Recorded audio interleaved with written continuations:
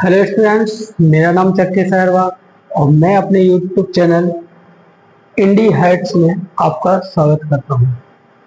चलिए आज हम कक्षा 10वीं का 6वां अध्याय स्टार्ट करते हैं जिसका नाम है त्रिभुज। ठीक, तो आइए देखिए। कक्षा 10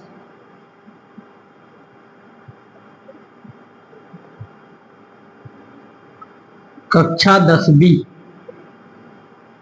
अध्याय 6 चैप्टर का नाम है त्रिभुज। ठीक, यहां पे हमें क्या डिस्कस करना वो चीजें ध्यान रखना। देखिए, क्लास 9th में आपने सर्वांग समता के बारे में डिस्कस किया था, ठीक है ना। तो थोड़ा सा हम सर्वांग समता के बारे में डिस्कस करेंगे। सर्वांग समता में क्या होता है, जैसे थोड़ा सा अपन पहले सर्वांग समता के बारे में डिस्कस करेंगे, फिर पढ़ेंगे जो आज का टॉपिक है उसके बारे में। सर्वांग समता, सर्वांग समता, ठीक है। देखिए, यदि हम सर्वांग समता की बात करें कि सर्वांग समता क्या होता है, तो ऐसे समझो, सर्वांग समता बिल्कुल एक जैसी चीजें होती हैं, एक जैसी दो चीजें, मतलब दो वस्तुएं बिल्कुल सेम होना चाहिए, A to Z फोटोकॉपी। समझ आ रही बात? कहने का मतलब ऐसा बोलो, जैसे कक्षा 10वीं की जो भी गणित की किताबें हैं वो कैसी होती, सर्वांग सम होती। कक्षा 9th की जो भी गणित की किताबें होती वो कैसी होती, सर्वांग सम होती है। यदि हम यहाँ पे डिस्कस करें सर्वांग समता के बारे में, तो इसमें जो वस्तु की आकृति होती है ना, वस्तु की आकृति और आकार दोनों सेम होते हैं, दोनों समान होते हैं। समझ आ रही बात?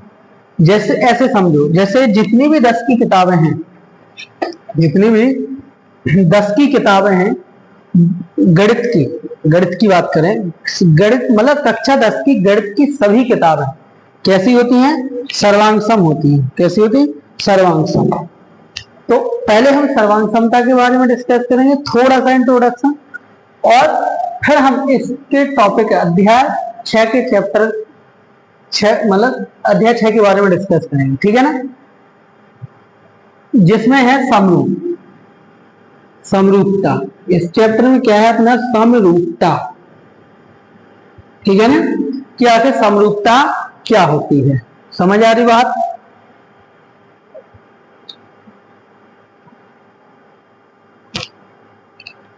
तो यदि समरूपता की बात, दोनों में अंतर भी डिस्कस करेंगे। तो अभी अपन सर्वांग समता के बारे में डिस्कस कर रहे, तो सर्वांग समता में ऐसे समझो क्या होता है, सर्वांग समता में आकृति ऐसे समझो, किसी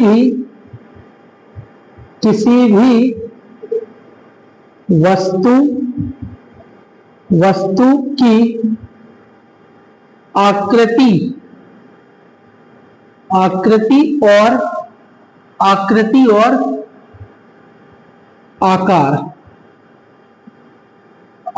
और आकार समान हो,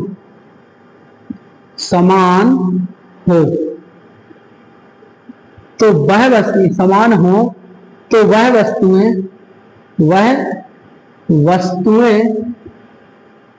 वस्तुएं सर्वांग सम होती है। कैसी होती हैं? सर्वांग सम होती है, सर्वांग सम होती हैं। कहने का मतलब क्या होता है कि यहां पर वस्तु की आकृति और आकार दोनों बिल्कुल सेम होंगे, ठीक है ना। जैसे हम यहाँ पे दो त्रिभुज बना देते, मान लो ये दो त्रिभुज बना दिए, ठीक। अब इसका नाम दे दो P, इसका नाम दे दो Q, इसका नाम R, इसका नाम दे दो A, B और C। मतलब हमारे पास दो त्रिभुज हैं, एक त्रिभुज PQR और एक त्रिभुज ABC है। समझ आ रही बात? अगर हम बात करें आगे, तो देखो ध्यान से, यदि हमारे पास ए बी, मतलब ये भुजा बराबर है इसके, ये भुजा बराबर है इसके, और ये भुजा बराबर है इसके, ठीक है ना। तो हम मान लेंगे कि ये कैसे हैं, सर्वांग सम है। अब वो क्यों मानेंगे वो एक अलग मैटर है, ठीक है ना। वो इसके नियम होते हैं, 5-6 नियम होते हैं, तो उसको अपन अभी डिस्कस करेंगे। बस आपको अभी इतना समझना है कि मान लो ये पी क्यू भुजा है ना, ए बी के बराबर है, क्यू आर भुजा किसके, बी सी के बराबर है, और पी आर भुजा किसके, ए सी के बराबर है। तो ये दोनों त्रिभुज कहते हैं सर्वांग सम है, यानी ए टू जेड एकदम बराबर है, हूबहू एक जैसे। समझ आ रही बात। तो होता क्या है यहाँ पे कि सर्वांग समता में अपनी आकृति सेम होती है, ठीक है ना। तो इसको हम अगर बताएं कि ये त्रिभुज इसके सर्वांग सम है तो कैसे लिखेंगे, हम लिखेंगे त्रिभुज ए बी सी सर्वांग सम, ऐसा ये सर्वांग सम का चिन्ह होता है, ठीक है ना। जो ये चिन्ह है ना, नीचे बराबर ऊपर थोड़ा सा लेटा सा एस, ठीक, तो ये क्या कहलाता है, थोड़ा टेढ़ा सा रहता है, सर्वांग समता का चिन्ह होता है, ठीक है ना। तो त्रिभुज ऐसे लिखो, यहाँ पे पी क्यू आर लिख लो, ये विधि उससे कोई फर्क नहीं पड़ता। पी क्यू आर बराबर है त्रिभुज ए बी सी, ये कैसे है, सर्वांग सम है। अब सर्वांग समता सिद्ध करने के होते हैं कितने नियम, 5 से 6 नियम होते हैं, ठीक है ना। तो सबसे पहले अपन ने क्या देखा है यहाँ पे, देखो सर्वांग समता में ये देखा है कि किसी भी वस्तु की आकृति और आकार यदि समान है तो वो वस्तुएं कैसी होती हैं, सर्वांग सम होती है। अब आकृति और आकार एकदम एक जैसा होगा तो इनका क्षेत्रफल भी बराबर होता है, तो हम लिख देंगे कि क्षेत्रफल मतलब सर्वांग सम वस्तुओं के क्षेत्रफल बराबर होते हैं। सर्वांग सम वस्तुओं के क्षेत्रफल, सर्वांग सम वस्तुओं के क्षेत्रफल बराबर होते हैं, क्षेत्रफल बराबर होते हैं, बराबर होते हैं, बराबर होते हैं, ठीक। सर्वांग सम वस्तुओं के क्षेत्रफल बराबर होते हैं, ठीक। एक चीज और, सर्वांग सम वस्तुओं के संगत भाग भी बराबर होते हैं। ऐसे समझो, मान लो ये दोनों त्रिभुज कैसे हैं, सर्वांग सम है, तो ये वाला कोण इस कोण के बराबर हो जाएगा अपने आप, ये वाला कोण इस कोण के बराबर हो जाएगा, और ये वाला कोण इस कोण के बराबर हो जाएगा। कहने का मतलब कोण P बराबर A, कोण Q बराबर B और कोण R बराबर C। तो हम यहाँ पे क्या लिख देंगे, जैसे कोण P बराबर कोण A, ये यहाँ पे लिख दो, कोण P बराबर कोण A, कोण Q बराबर कोण R और कोण, एक मिनट, कोण Q बराबर B होगा ना, कोण Q बराबर कोण B और कोण R बराबर कोण कितना हो जाएगा, C हो जाएगा। मतलब ये कोण इसके बराबर, ये कोण इसके बराबर, ये कोण इसके बराबर। समझ आ रही बात। तो ये क्या होगा, इसके संगत भाग। तो हम लिख देंगे सर्वांग सम त्रिभुजों के संगत भाग बराबर होते हैं। सर्वांग सम त्रिभुजों के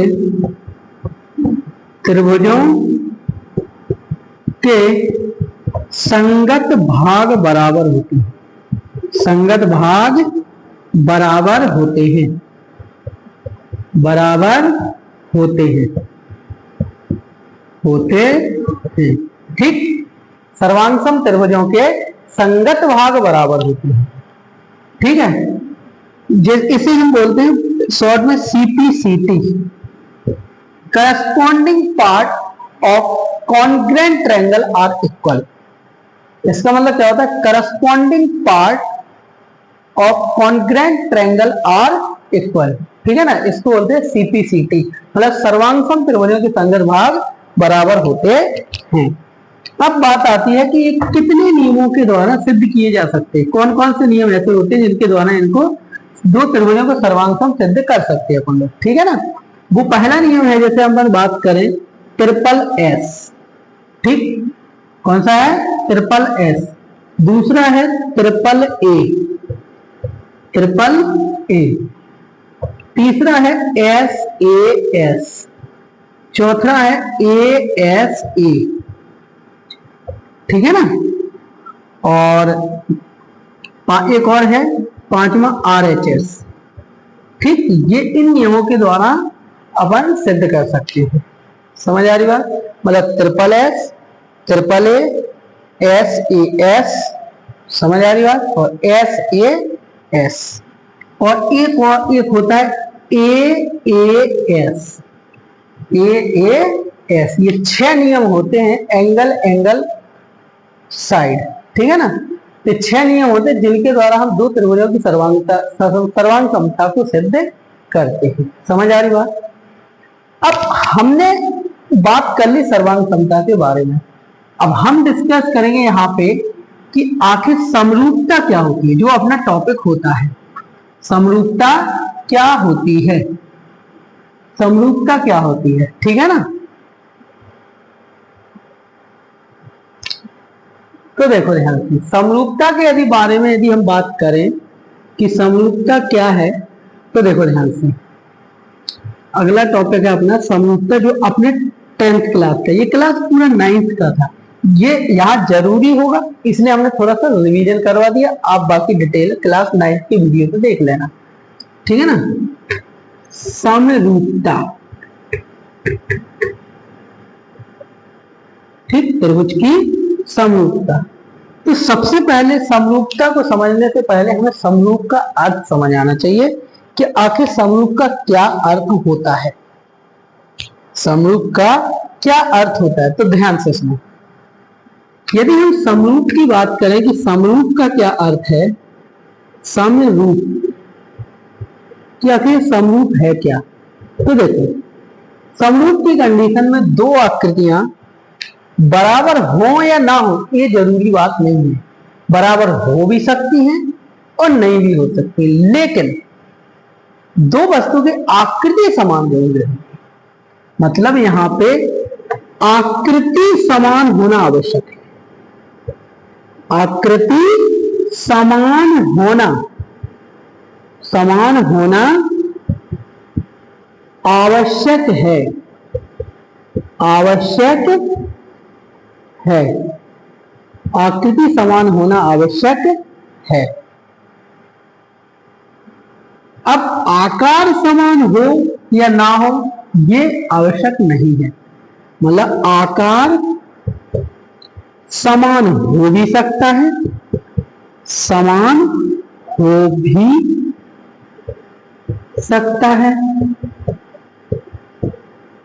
हो भी सकता है, और नहीं भी हो सकता है, और नहीं भी हो सकता है, नहीं भी हो सकता है, नहीं भी हो सकता है। समझ आ रही बात? कहने का मतलब यह है कि यदि अगर आकृति समान, मतलब आकृति तो सेम होनी चाहिए। अगर मान लो कोई वृत्त है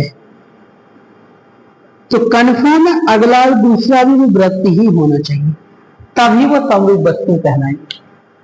अगर वो वृत्त नहीं है तो समरूप वस्तुएं नहीं कहलाएंगी। लेकिन यहां पे क्या है, सर्वांग समता में आकृति तो समान होगी, लेकिन साथ में उसका आकार भी समान होगा। मतलब यहां पे आकृति और आकार दोनों समान होना चाहिए, दोनों बराबर होना चाहिए, और दोनों एक ही, मतलब ये मान के फोटोकॉपी होता है, ठीक। लेकिन यहां पे आकृति तो सेम होती है, लेकिन आकार समान हो भी सकता है और नहीं भी हो सकता है। जरूरी नहीं है कि आकार समान हो, ठीक है ना। तो एक बात तो यहां से पता चलती है, वो क्या बात पता चलती है कि जो वस्तुएं सर्वांगसम होती हैं, समझना ध्यान से, जो वस्तुएं सर्वांगसम होती है वो समरूप तो जरूर होंगी, क्योंकि वो एक जैसी आकृति की होंगी। समझ आ रही बात? कन्फर्म है एक जैसी आकृति की होंगी, और समझ आ रही बात? तो यहां पे अब बात समरूपता की बात करें तो यहां की वस्तुएं, अगर वस्तुएं समरूप हैं तो वो सर्वांगसम हो भी सकती है और नहीं भी हो सकती है। लेकिन यहां पे सर्वांगसम है, अगर मतलब समरूपता में क्या होगा, समरूपता में कोई वस्तु सर्वांग सम हो भी सकती है और नहीं भी हो सकती है, लेकिन सर्वांग समता में कन्फर्म है कि वस्तु समरूप होगी ही होगी, क्योंकि आकृति और आकार समान है दोनों का। समझ पा रहे हो कि नहीं समझ पा रहे हो? तो ये बात आपको याद रखना है अच्छे से, ठीक। जैसे भी यदि हम बात करें, जैसे यदि हम बात करें तो यहां पे हम लिख देंगे कि सर्वांग सम वस्तुएं, सर्वांग सम वस्तुएं, सर्वांग सम वस्तुएं हमेशा समरूप होती हैं, हमेशा समरूप होती हैं, समरूप होती हैं, होती हैं। लेकिन समरूप वस्तुएं सर्वांग सम हो भी सकती हैं और नहीं भी हो सकती हैं। समरूप वस्तुएं, समरूप वस्तुएं, वस्तुएं सर्वांग सम, सर्वांग सम हो भी सकती हैं, हो भी सकती हैं, हो भी सकती हैं और नहीं भी हो सकती हैं, और नहीं भी, नहीं भी हो सकती है।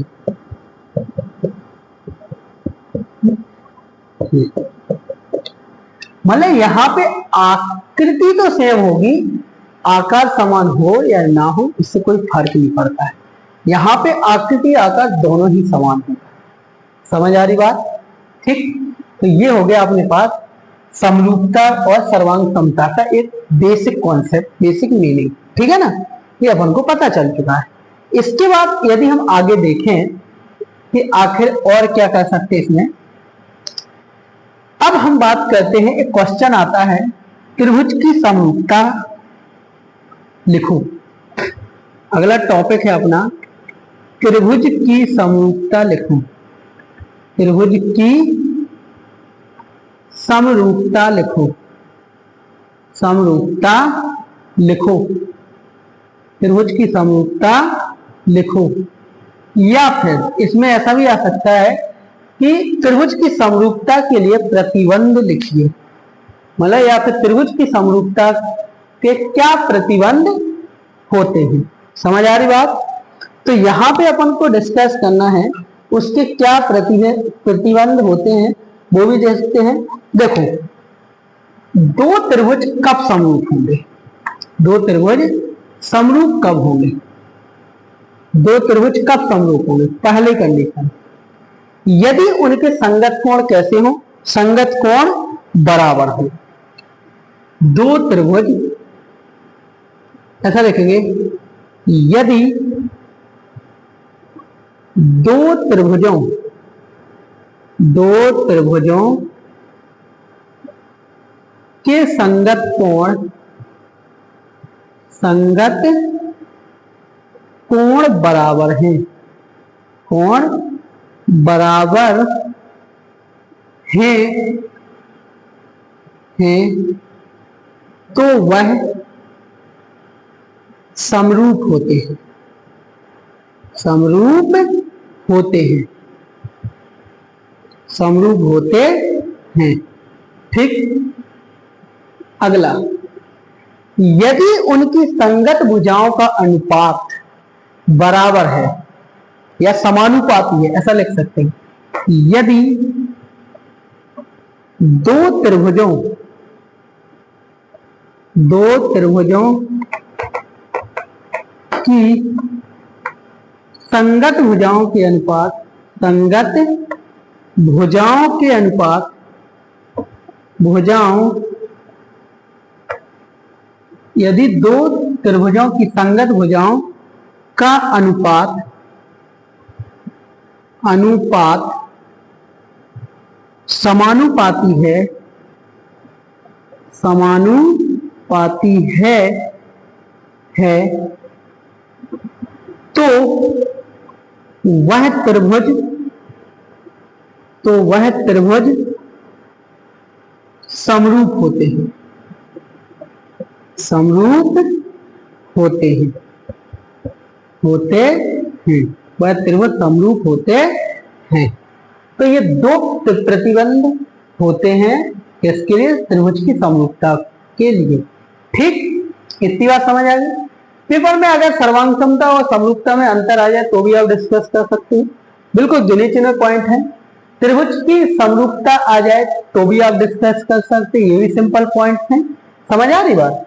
तो ये आपको बिल्कुल ध्यान में रखना है। ठीक, इसके बाद अब इसको समझते हैं। चलो कैसे, देखो जैसे मान लो हमारे पास एक त्रिभुज ये है, थोड़ा सा बगल बगल में बनाते हैं दो त्रिभुज। एक त्रिभुज ये है और एक त्रिभुज ये है। ठीक, इसका नाम दे दो ए, इसका नाम दे दो बी, इसका नाम दे दो सी, इसको टी क्यू और आर। अगर इन दोनों के बीच में समरूपता का संबंध बताना है तो हम लिखेंगे कि त्रिभुज एबीसी समरूप है त्रिभुज पी क्यू आर की, पी क्यू आर की। देखो अगर यहाँ पे इसके नीचे दो लाइनें आ जाएंगी तो सर्वांग समता का चिन्ह बन जाएगा, और अगर इसके ये अकेला आएगा तो ये क्या आएगा? समरूप का चिन्ह है। क्या का चिन्ह है? समरूपता का चिन्ह है। समझ आ रही बात? अब बात आती है, जैसे मान लो देखो यहाँ पे एक कोण ये है, एक कोण ये है, तो ये बी कोण है क्यू के बराबर, मान लो सी कोण इसके बराबर है। ठीक है ना?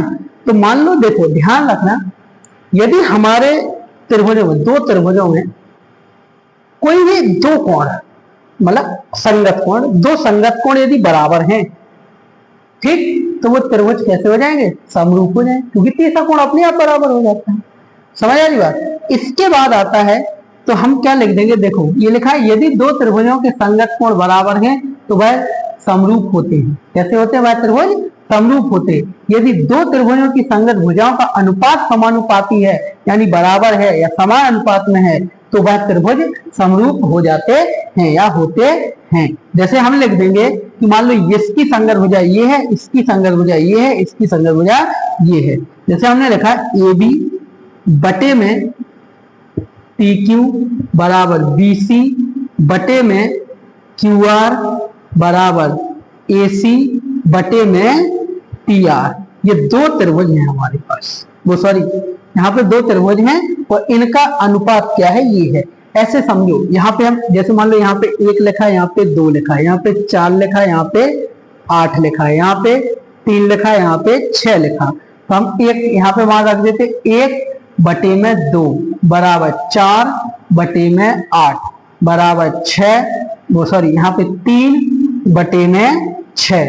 तो इसको काटोगे तो 1/2 बराबर 4 एकम 4, 4 दूनी 8, 1/2 बराबर 3 एकम 3, 3 दूनी 6, 1/2। ठीक, तो ये 1/2, 1/2, 1/2। इस बात का मतलब ये है कि इनकी संगत भुजाओं का अनुपात कैसा आ रहा है? समानुपाती है। इस बात का मतलब ये है कि हमारे पास ये कैसे त्रिभुज हैं? समरूप त्रिभुज। कैसे त्रिभुज हैं? समरूप त्रिभुज हैं। तो अब एक बात और सुनो, यदि किन्हीं दो त्रिभुजों की संगत भुजाओं के अनुपात समानुपाती हैं तो वो त्रिभुज कैसे होते हैं? समरूप होते हैं। और अगर वो त्रिभुज समरूप होते हैं तो उनके संगत कोण कैसे होते हैं? बराबर होते हैं। ऐसे सुन लो एक बार, यदि दो त्रिभुजों की संगत भुजाओं के अनुपात समानुपाती हैं या समान अनुपात में हैं तो वह त्रिभुज समरूप होते हैं, और उनके संगत कोण बराबर होते हैं। समझ आ रही बात? इसी को अपन यदि दूसरे तरीके से बोले, जैसे मान लो हमें अगर भुजाएं समानुपाती दी है और कोण बराबर सिद्ध करना है तो आराम से सिद्ध कर देंगे। और यदि हमारे पास कोण दिया है और भुजाओं को अनुपात में सिद्ध करना है तो भुजाएं भी कर सकते हैं। तो इसको हम कैसा बोल सकते हैं? दूसरे तरीके से ऐसा बोल सकते हैं कि यदि दो त्रिभुजों के संगत कोण बराबर होते हैं, यदि दो त्रिभुजों के संगत कोण बराबर होते हैं तो उनकी संगत भुजाओं के अनुपात समानुपाती होते हैं, ठीक है ना, और वह त्रिभुज कैसे हो जाते हैं, समरूप हो जाते हैं। ठीक, ये बात आपको याद रखना है। तो अब यहां पे आगे देखो,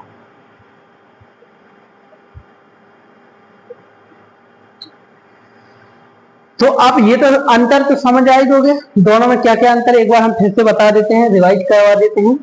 देखिए, सर्वांग समता है पहला पॉइंट, किसी वस्तु की आकृति और आकार समान होती है तो वह वस्तु सर्वांग, मतलब आकृति और आकार, मतलब यहाँ पे दो वस्तुएं होंगी, क्या लगता क्या होंगे, दो वस्तुएं, मतलब यदि वस्तुओं के आकृति और आकार दोनों समान है तो वो सर्वांग सम होंगे।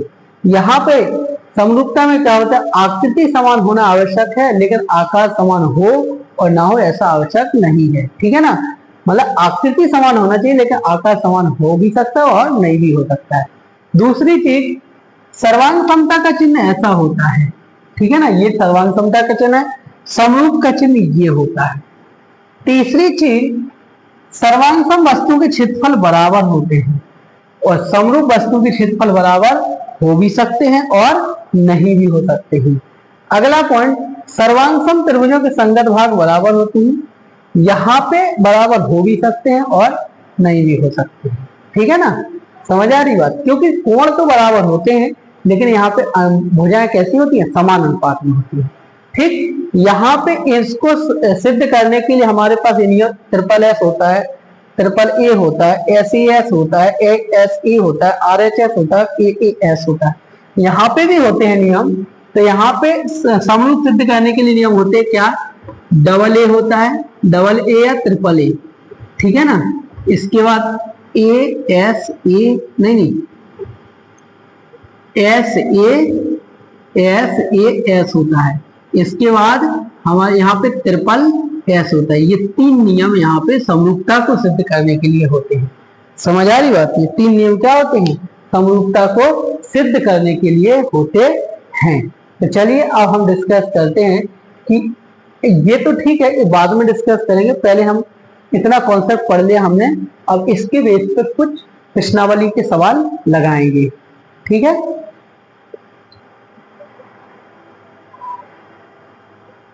तो चलिए स्टार्ट करते हैं हम प्रश्नावली 6.1। ये कॉन्सेप्ट पूरा क्लियर, बहुत मोस्ट कॉन्सेप्ट है, मेरे को ध्यान से सुनना है, इसकी एक चीज, हर एक चीज बहुत मोस्ट है, ठीक है ना। तो हम इसको मिटा देते हैं।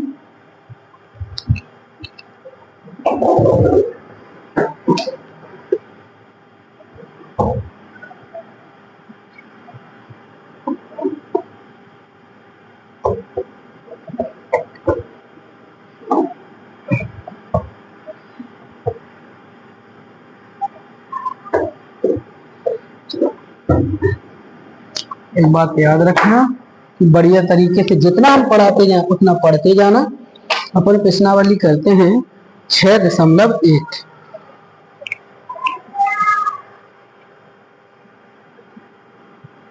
प्रश्नावली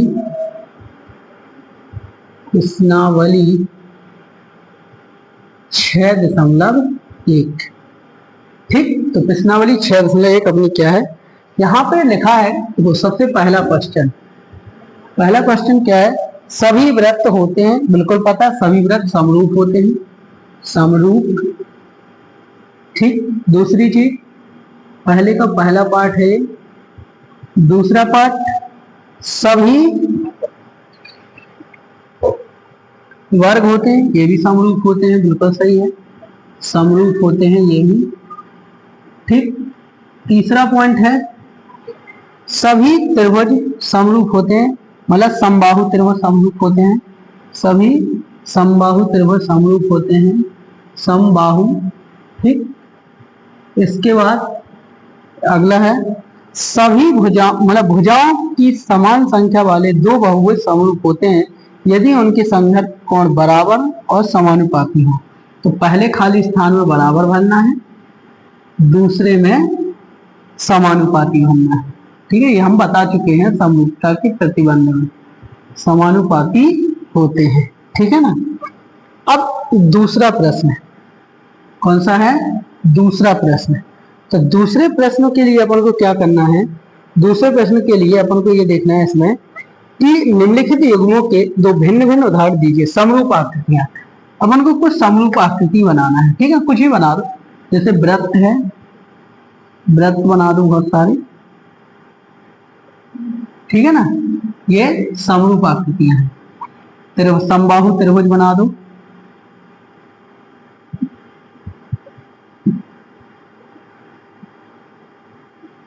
ये समबाहु त्रिभुज है। वर्ग बना दो,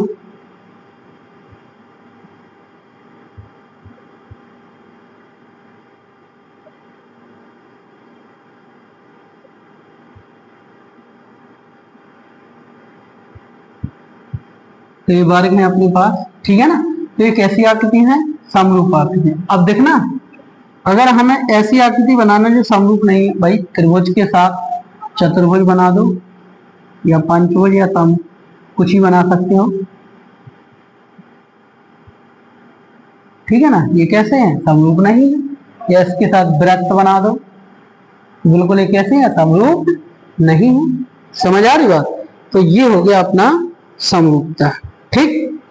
अब हमें बताना है यहाँ पर ये कि बताइए कि निम्नलिखित चतुर्भुज समरूप है या नहीं है, ठीक है ना। क्वेश्चन नंबर तीसरा, तो क्वेश्चन नंबर तीसरा करते हैं अपन।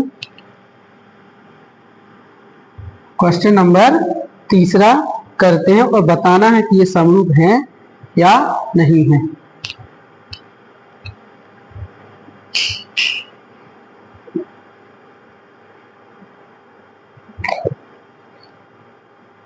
हो गया, चलो इसको हम सॉल्व करते हैं। तो ये तो वैसे देखो बताने की जरूरत है नहीं, हम इसका चित्र बना देते हैं। ये वैसे भी नहीं है, क्यों नहीं है? क्योंकि देखो हमने क्या पढ़ा था, समरूप आकृतियों में हमने क्या पढ़ा था? समरूप आकृतियों हमने ये पढ़ा है, जैसे हमारे पास P Q R S, ठीक है ना, ये 1.5 है सेंटीमीटर, ये 1.5 सेंटीमीटर, ये 1.5 सेंटीमीटर, ये 1.5 सेंटीमीटर, ठीक है ना। और जैसे यहाँ पे देखो,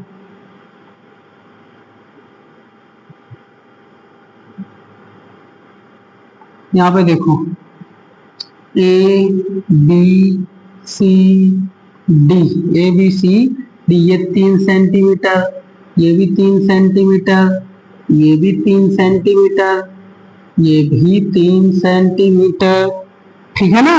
इस बात का अब एक बात बताओ, ये 90 डिग्री है, प्रत्येक कैसे हैं? 90 डिग्री। लेकिन क्या इनके संगत कोण बराबर हैं? नहीं है। तो हम लिख देंगे, सीधी बात है कि दिए गए चतुर्भुजों में दिए गए चतुर्भुज समरूप नहीं है। हम लिख देंगे चूंकि दिए गए चतुर्भुज समरूप नहीं है, समरूप नहीं है, नहीं है, क्योंकि इनके संगत कोण बराबर नहीं, क्योंकि इनके संगत कोण बराबर नहीं है, संगत कोण बराबर नहीं है, बराबर नहीं है, संगत कोण बराबर नहीं है। समझ आ रही बात? यदि संगत कोण बराबर होते तो हमारे पास ये चतुर्भुज भी कैसे हो जाते हैं? चतुर्भुज भी समरूप हो जाते हैं। लेकिन यहाँ देखो ये प्रत्येक 90 डिग्री है, लेकिन यहाँ पे तो 90 डिग्री नहीं दिख रहा है अपन को।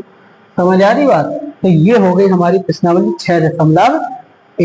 अब बाकी अपन पढ़ेंगे कल। समझ आ रही बात? तो बढ़िया तरीके से आज की शानदार क्लास हुई है। फर्स्ट चैप्टर का था, और वो सॉरी 6वां चैप्टर का फर्स्ट वीडियो था। बहुत अच्छा लग रहा है, इस मतलब बहुत बढ़िया रहा है। और इसी प्रकार से अपनी पूरी मैथ के वीडियो रहने वाले हैं। ये 6 अध्याय अभी हम स्टार्ट इसलिए किया था क्योंकि हमें त्रैमासिक के लिए ये चैप्टर पढ़ना है। समझ आ रही बात? बाकी चैप्टर तो हमने इस कोचिंग्स और स्कूल्स में करवा दिए। ठीक, तो धन्यवाद।